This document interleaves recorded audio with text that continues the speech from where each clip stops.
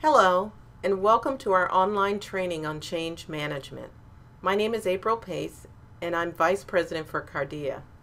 On behalf of the California Primary Care Association and CARDIA, my colleague Wendy Nakasukasa Ono and I are pleased that you've selected this module to support your professional development. CARDIA is a nonprofit, mission-driven organization with a principal team of committed and passionate staff.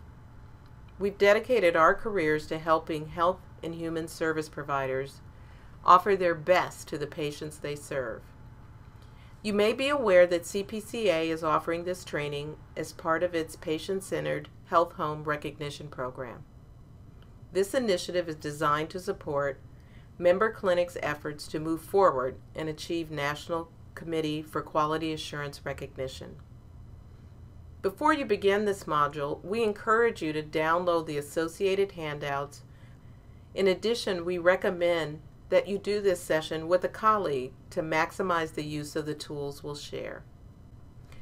In this session, we're going to define change management, describe a process for managing change, and describe strategies for managing transition. We'll start with the framework and then provide practical strategies for change management. Throughout this session, we'll cue you when it's appropriate to stop the recording and which tools to use. As Sam Cooke sang in 1964, and as many have sung since then, change is going to come. With the passage of the Affordable Care Act and other challenges in the healthcare environment, we certainly see and experience change at every turn. Change is inevitable and complicated. Unfortunately, many of us have had experiences with change that didn't go well. Based on those experiences, we may believe that change does not improve and may in fact ruin perfectly good teams, systems, and organizations, is temporary and can be stopped or reversed through resistance, will never end, and is not a process that answers all of our problems. So, how can we effectively lead our teams through change? We need to manage transition and, specifically, reduce and manage resistance to change. Now, let's start by reviewing the difference between change and transition. Dr. William Bridges is a California consultant who speaks and writes extensively about change. He defines change as external and situational. Under this definition, change might include institution of a new clinic policy, elimination of a program, integrating new technology, or restructuring clinical services. In contrast, he defines transition as internal or psychological. Transition is the process that we go through to come to terms with the change. As we begin to think about how to manage change, it's a good time to pause the recording, reflect on a change that you've experienced, and document your experience using the Reflecting on Change handout.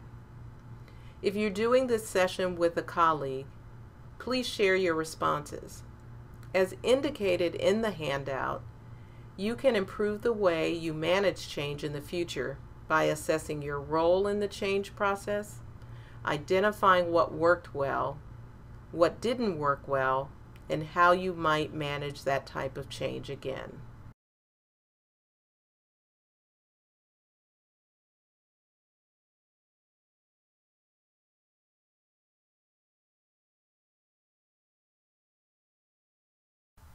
We hope the Reflecting on Change handout is helpful to you. Now I'd like to share how I might have completed this handout for a recent change at CARDIA. The handout starts by asking you to think about a recent change that you experienced. In 2011, CARDIA changed our name from Center for Health Training, a name we held for 35 years, and created a new logo and website for the organization. In your role as a leader, how did you manage that change? Our leadership team held planning sessions over a 5-month period and hired an expert consultant to help us develop a new name and logo. So what worked well? We kept the process streamlined by choosing to hold planning sessions just among our leadership team. After we finalized the name and logo and received approval from the board to move forward, we announced the new name and showcased the new logo and website in an all-staff webinar. Most importantly, we celebrated what this rebranding meant for our organization moving forward. The timing and rebranding allowed us to shed some of the perceptions that particularly long-standing clients had about our organizational and staff capacity. What didn't work well?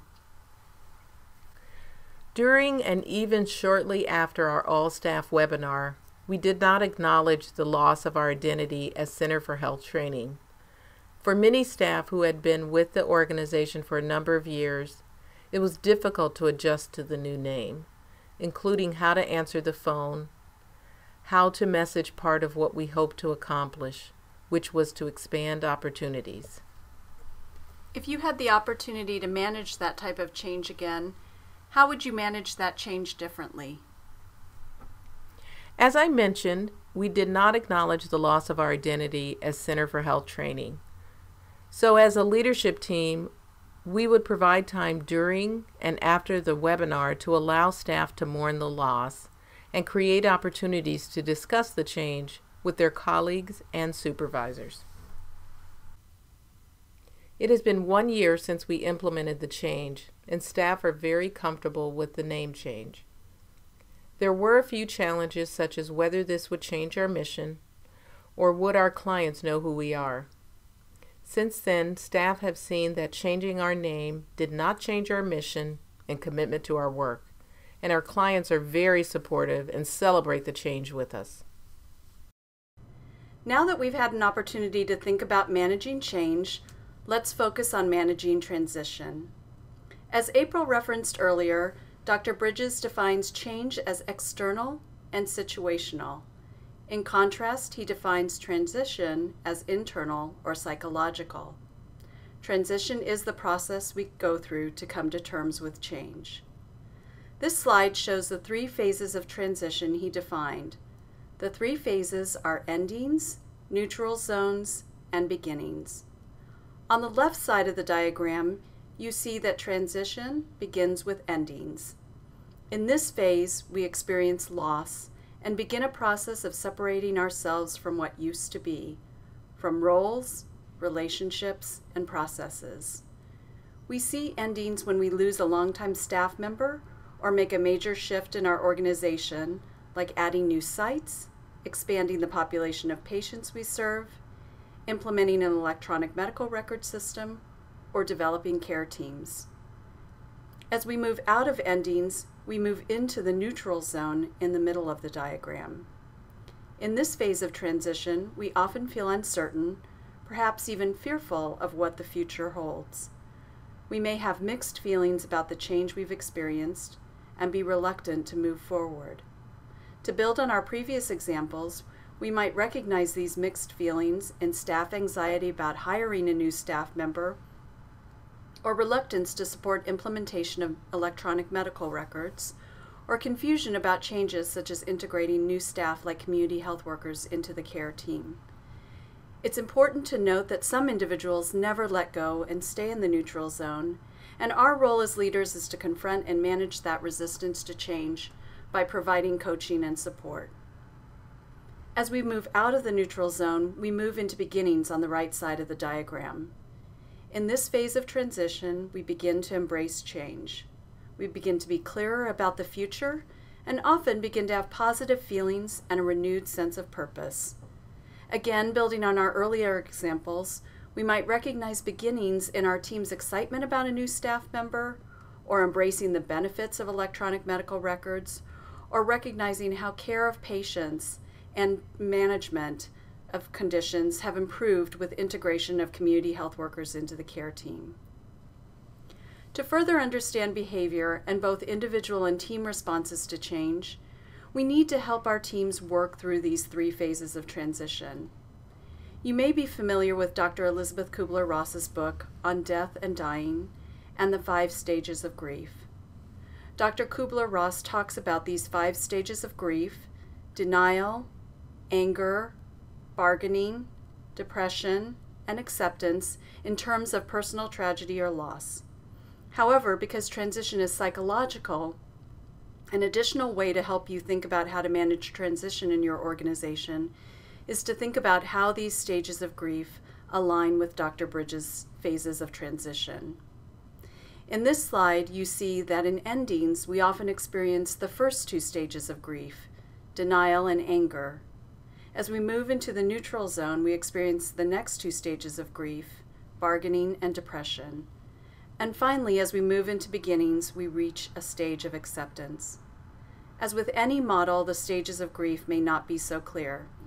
Individuals may only experience a few of these stages, or, like the boat in the diagram, may drift forward and back, depending on the waves. Now that we've had an opportunity to think about the 3 phases of transition, we should be able to answer 3 key questions before we even introduce a change to our team.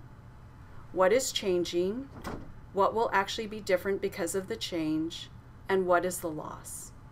The first 2 questions, what is changing and what will actually be different because of the change, are often where we stumble. For example, if the change is to develop care teams, we might say to our team, with the movement to patient-centered health homes, we're developing care teams that will help us continue to provide the highest quality care to our patients. And then we might launch into a description of what these new care teams will look like and the timeline for implementation. Individuals may begin to ask, whether openly or not, we provide high-quality care to our patients, so why do we need care teams? We already have a great care team, so why do we need to change the structure of that team? In this example, we've introduced the change to our team and told them what that change will be, but we haven't described what is changing and what will actually be different for patients, teams and individuals, and the organization as a whole because of the change. In essence, we haven't been clear that we are shifting to a new model of providing care and how that model will impact quality of care. Another way to introduce the change might be to say, our commitment has always been to provide the highest quality care to our patients. We provide high quality care to our patients every day. With the movement to patient-centered health homes, we have an opportunity to develop a new model of providing care that includes care teams. Each care team will include a provider, medical assistant, and nurse care coordinator that will link patients with other members of our team as appropriate. This new model will help us provide even higher quality care and develop deeper relationships with our patients, particularly those with multiple chronic conditions who need more time and resources than we often have, and maximize our ability to get fully compensated for the good work that we do together. Let's talk about what questions you have and how we can best support you through this change. The third question, what is the loss, is about engaging resistance at the team and individual level. We may be tempted to ignore resistance, but it's important to recognize that, like change, resistance is inevitable. Individuals may be openly resistant or not, and even individuals who seem supportive of change in the beginning may move to resistance at some point. Ignoring resistance can slow down or even stop the process of change, so it's critical to deal with resistance by confronting and managing it. So let's move from theory to practice. CARDIA worked with a health center in a rural area that recognized there was a growing community of refugees in its county. The refugee community was conservative, with cultural and religious beliefs that were different than those of many providers and staff. Providers and staff did not have much experience with this community and did not have language capacity to provide linguistically competent services. Leadership felt that it was important to meet this community's service needs. Given this example and our discussion about the 3 key questions, what is changing, what will actually be different because of the change, and what is the loss, How could leadership best introduce this focus on a new patient population?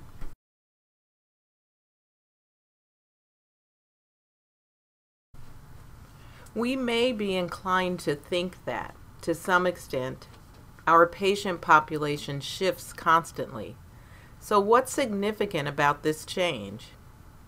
In this situation, the refugee community was conservative, with cultural and religious beliefs that were different than those of many providers and staff.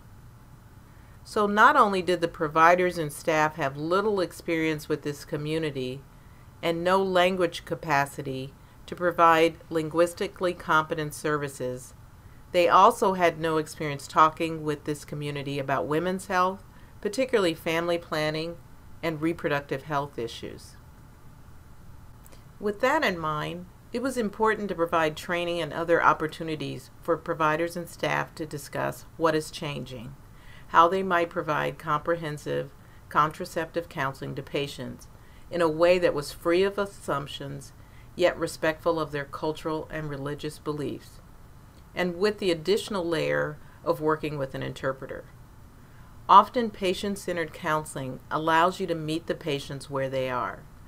These patients may not want the types of methods you'd regularly recommend, and may instead want natural family planning as their method. At the same time, it was important to talk about what will actually be different because of the change.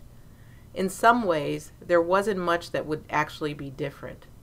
The organizational philosophy meant that providers and staff would always provide comprehensive contraceptive counseling, but just needed to be aware that they may have more in-depth conversation about certain contraceptive options than others, and that there may be cultural and religious beliefs that influence what and how women made decisions about various contraceptive methods. In addition, it was important to recognize the loss, that some providers and staff may feel resistant to in-depth conversation about contraceptive options like natural family planning because of their personal beliefs and patient compliance. So let's talk about strategies for managing each phase of the transition. As we noted earlier, transition begins with endings. In this first phase of transition, we experience loss. When we experience loss, we begin a process of separating ourselves from what used to be, and resistance naturally occurs. As we encounter resistance, it's important to identify who is losing what in an open and authentically sympathetic way. We often think it's negative to talk about endings as loss, but affirming loss is critical to bringing issues to the table and helping the team and individuals grieve, move through the transition, and ultimately deal with change. At the same time, it's important to define what is over and what is not. For example, while individuals may no longer work with certain members of the team who they've grown to trust and with whom they've experienced success, they also have an opportunity to build relationship with others in the organization and learn new skills and ways to approach their work.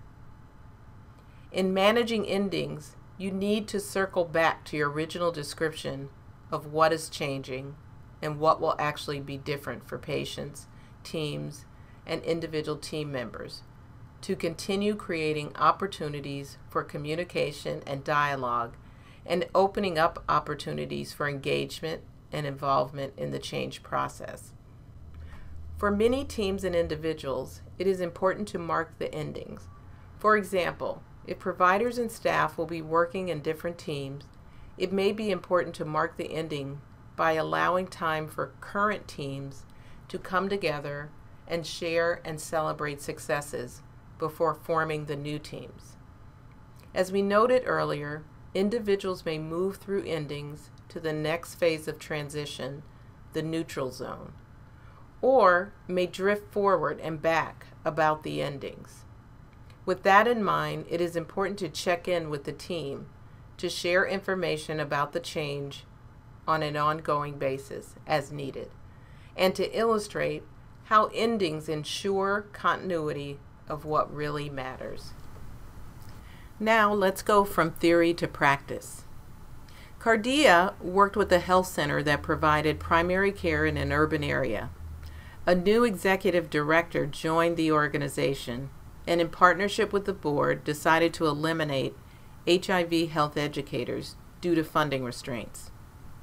The ED and the board also felt that there were many other organizations in the city that were providing HIV prevention services, particularly to youth, and that it was important for the health center to focus on older patients with diabetes and other chronic diseases. The ED and board felt that other HIV/AIDS organizations would naturally fill the gap and took 3 steps. First, they moved the HIV program from the main clinic to a satellite office. Second, they did not include the HIV health educators in staff meetings and did not replace the staff as they left. Finally, when it was time to reapply for the HIV prevention funding, they decided not to apply. Eventually, providers and staff were informed that the HIV program would be eliminated due to competing priorities and lack of resources.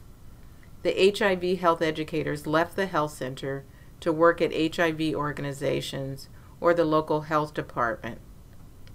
HIV/AIDS organizations in the community were surprised to hear about this change, and providers and staff were left trying to understand what this meant for health center patients. Based on the discussion about how to manage endings, how could leadership have better managed the elimination of the HIV health educators in this program?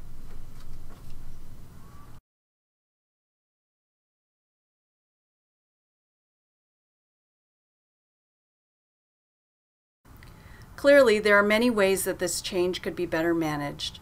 Let's reflect back on some of the key points that we discussed in managing endings. First, it's important to identify who is losing what and to define what is over and what is not. The health center and its staff will no longer be doing HIV prevention. However, with greater focus on patients with diabetes and chronic diseases, there may be opportunities for those members of the team to transfer their skills in health education and motivational interviewing to a different patient population, learn new skills, and contribute in a different way. And in some cases, those members of the team will choose or need to look for new positions. Regardless of the situation, there will be both change and transition as individuals take on new roles and responsibilities or leave the health center for other organizations. Second, it's important to identify what is changing and what will actually be different. In this case, the health center will be changing the range of services that it offers, from HIV prevention services to more focus on diabetes prevention and control and chronic disease management. There will be more opportunities for providers and staff to focus on how to manage patients with diabetes and chronic conditions, and for some providers and staff, they may see a different patient mix than what they were seeing before. In addition, providers and staff will now refer patients to other organizations for HIV prevention services versus providing those services within the health center. Finally, it's important to mark endings and illustrate how endings ensure continuity of what really matters. The HIV health educators' contribution to the health center and the lives of the patients they served should be acknowledged and celebrated. And because some individuals will choose or need to look for new positions, many within the health arena, the relationships between these individuals and providers and staff can continue. Ultimately, this ending also means that the health center can move on from a program that was struggling due to funding constraints and redirect its energy and resources to diabetes prevention and control and chronic disease management. The next phase of transition, the neutral zone, is a critical period. Communication is key to supporting teams and individuals through this phase, and Dr. Bridges outlines the 4 P's of transition communication. The first P is purpose. Why do we need to change? The second is picture. What will it look and feel like when we reach our goal? The third is plan. How will we get there, or how will we reach our goal? And 4, part. what can each individual do to help the team move forward? In the neutral zone, the change is in place, but individuals may have mixed feelings about it. Some individuals may embrace the change and be excited about opportunities to grow and develop new skills, while others may be reluctant to move forward. The neutral zone can be particularly challenging if individuals who are struggling with the change try to return to earlier methods and systems. In thinking about our example of developing care teams, individuals may embrace both the synergy of working in well-defined teams and the positive outcomes for patients. However, those individuals who are reluctant to move forward may generally work within the structure of the new care teams, but go to trusted colleagues from their former teams when they encounter challenges in their work. As with endings, it's important to normalize the neutral zone and create structure and support systems for those who may be feeling lost and confused. It's also important to emphasize the array of learning opportunities that arise during this phase and focus on fostering team identity and a sense of connectedness. So let's move from theory to practice. CARDIA worked with a health center that wanted to shift to open access scheduling. Some of the providers were reluctant to shift to this new system because they were concerned about the impact on patient flow and their time with patients. Given our discussion about the 3 phases of transition, what strategies could leadership use to confront and manage resistance to this new system?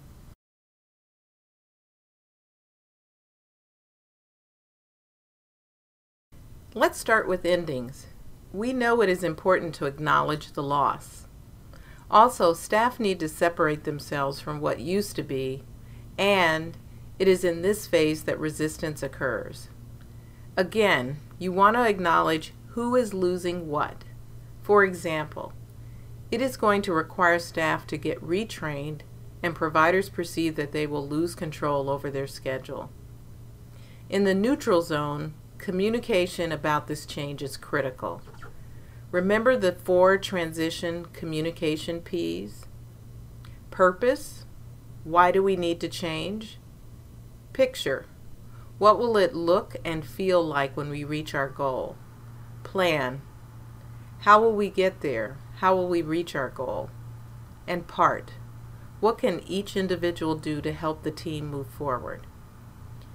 You would share that open access is a method that is respectful and efficient to clients and providers because it allows the client to be seen when they are likely going to show up and allows the provider to be more efficient since data shows that show rates increase dramatically with open access. Finally, in beginnings, you want to lay out a step-by-step plan and give each person a way to contribute and participate.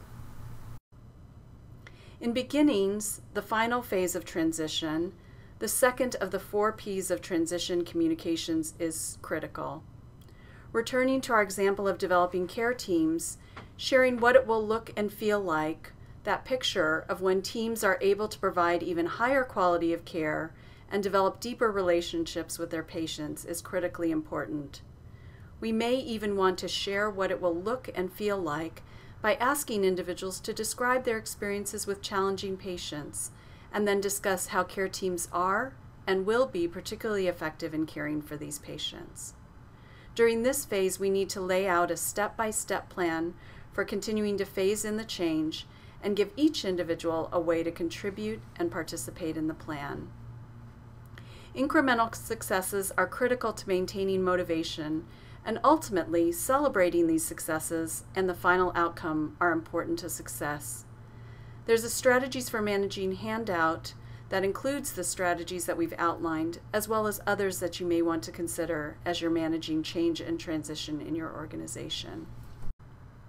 As you think about how to manage a change in your organization, it's a good time to pause the recording and look at the Change Management Plan handout. You can use your responses to these questions as the foundation for developing a more detailed plan, including how you will communicate the change within your organization. The first question in the handout is, what impacts are expected? As you think about your responses, it'll be helpful to outline both positive and negative impacts to help describe what will be different for your organization, as well as any challenges or loss. The second question: who are the key stakeholders associated with this change?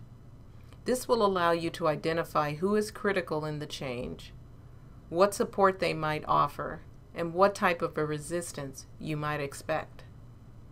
Finally, as noted previously, communication is critical to managing transition. So the third question is, how will you communicate this change? As you think about your responses, it'll be helpful to outline key messages and how they will be delivered.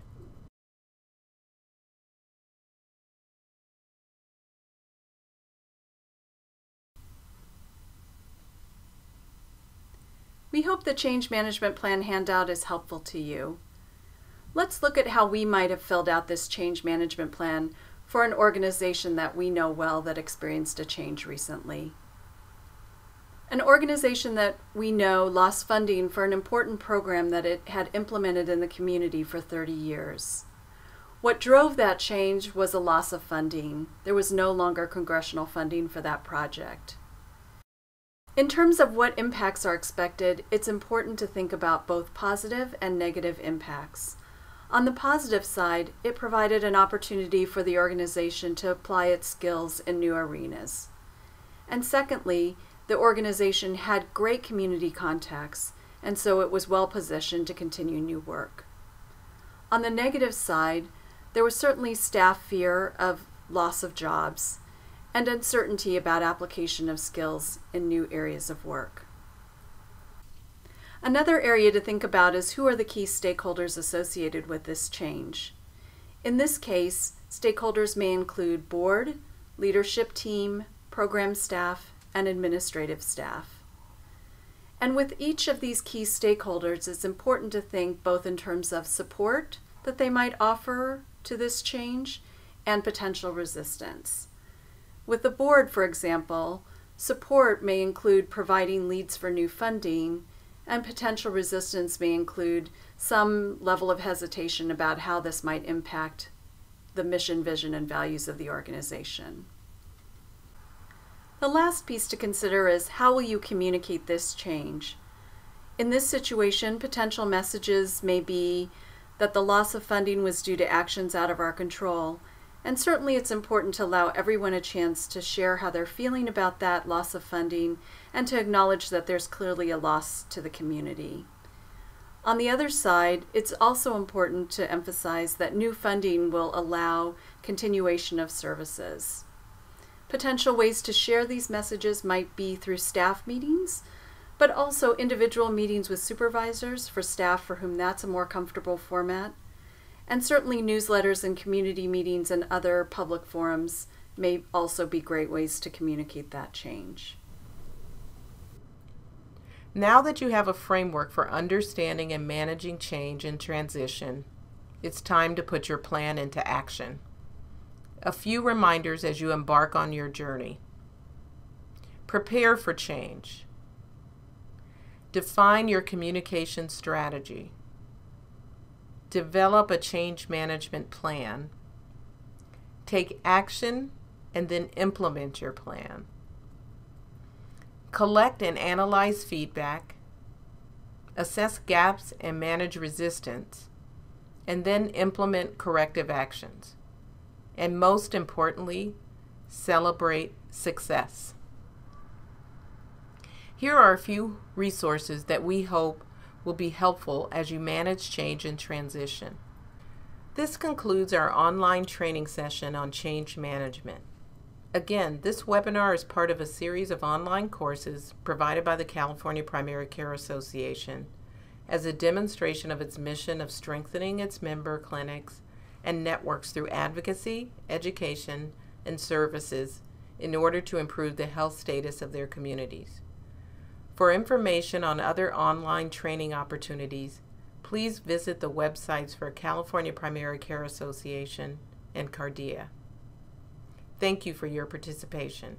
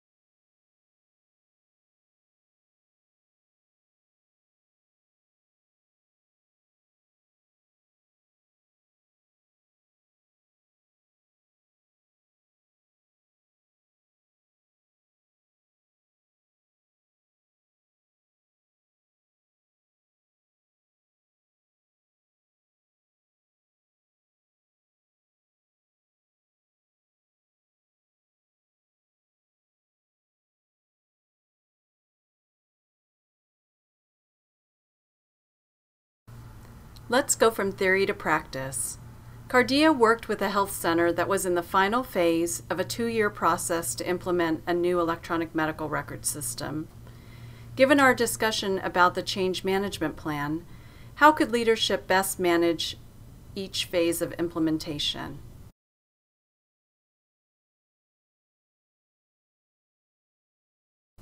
The first is to outline what impacts are expected. What are the positive impacts? Quick and easier documentation of services provided, allow for better coordination, more data on client and staff, more efficient billing, and it is a requirement for becoming a patient-centered health home, which is about survival. Next, what are the negative impacts? There will be a pretty steep learning curve for staff. Productivity will likely drop for up to 6 months. It'll be challenging for clinics. There's a need to schedule training time, and concern that there will be too much focus on computer rather than talking to patient while you document, and the cost of the software and equipment. Second is to address in the plan who are the stakeholders associated with this change. All staff, including clinical, finance, patient services, and administration, will be impacted. Finally, how will you communicate this change? What messages and how will they be delivered? Presumably, folks know it's coming. Communication about timeline for training and orientation. Clear communication on the expectations of a drop of productivity, and try to outline the type of support you can provide. Communicate dates of transition, and rely on champions to support this effort as implementation is reached. Finally, allow time at meetings to discuss the change and allow for further feedback as they encounter snags in implementation.